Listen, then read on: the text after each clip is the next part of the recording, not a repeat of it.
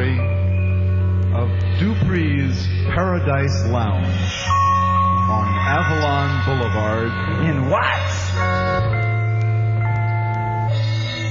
Round about 4:30, all of the derelicts in the neighborhood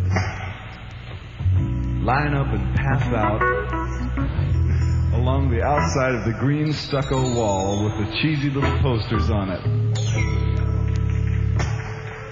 Some of them don't pass out completely. They just sort of lay there against the wall with their tongues lolling listlessly from side to side. A little bit of slobber dribbling out the corner. You know the type, I'm sure. You have them here in New York, the kind of guys, the sort of a wonderful person that comes up to your cab and says, "Wash your window for 25 cents."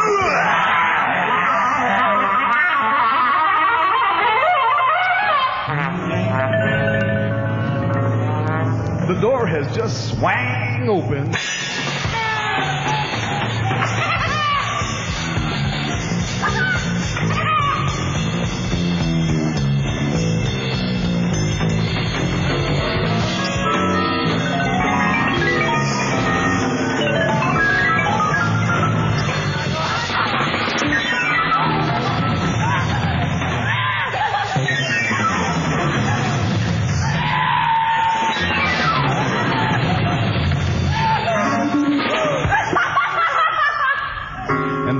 Reek of old beer, stale dirt, red and white checkered tablecloths, bartender breath, waitress sweat, and all the things that make Sunday morning entertainment great come reeking through the doorway as the winos and the beeros and the whiskey-os and the other funny people go creeping into Dupree's Paradise. And soon, it's time for the musicians to show up. Tenor sax players, alto sax players, soprano sax players, trombone players, trumpet players, bass players, tambourine players, drummers. And there's always a few keyboard players who want to sit in. Because Dupree's Paradise is featuring tonight Bobby Turner at the organ in his houndstooth check jacket that's just a weaselly little bit too tight and too short for him, but he got it on sale. At the Hammond organ, along with, I forget what's his name, who is his regular drummer.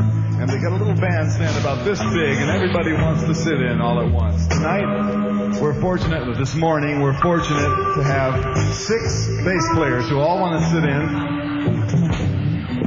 And we're going to let them because what's the difference? Ain't it funky now? Good God, feet on fire. All the horn players are going to get up there and try and out-honk each other.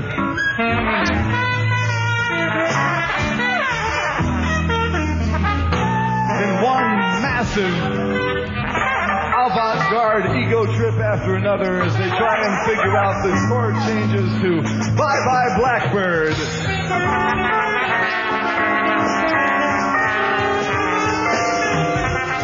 But the bartender, being the wise gentleman that he is, under careful instruction and tutelage from the club owner himself, comes over and says, "All right, you schmucks, play some blues or these people won't drink."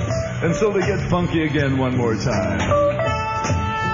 But as soon as the bartender turns around, it's back to the honking and squealing again.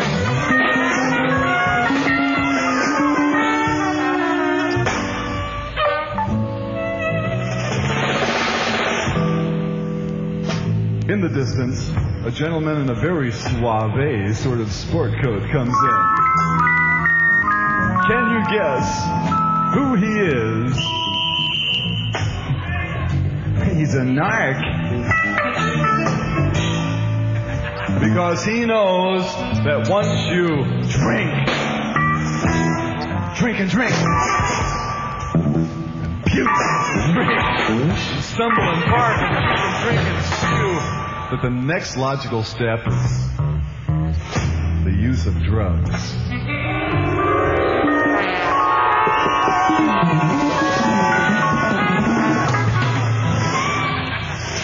And of course he's right, because all of those health education films you saw in high school were absolutely correct. Marijuana does lead to heroin usage. Of course it does. Hey, howdy smackheads nodding out there. And of course, if the marijuana does not lead to heroin usage, it's liable to lead to Quaalude usage. And then on the other hand, if it doesn't lead to Quaalude usage, it'll lead to speed usage. Hey!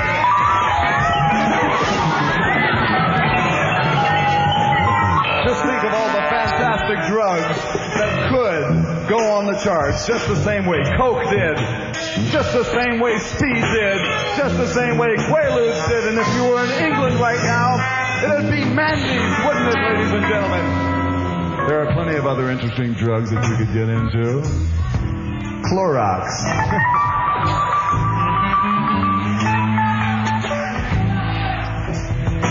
For some of you who are really in for how about one of those cleansers with the little green dots in it? Try this recipe. Pour yourself a spoonful of Comet. Cook it down to a smoldering black fudge. Dilute with 3 parts mercurochrome. Allow to harden on a cookie sheet. Take the gummy residue and roll it into a small tube.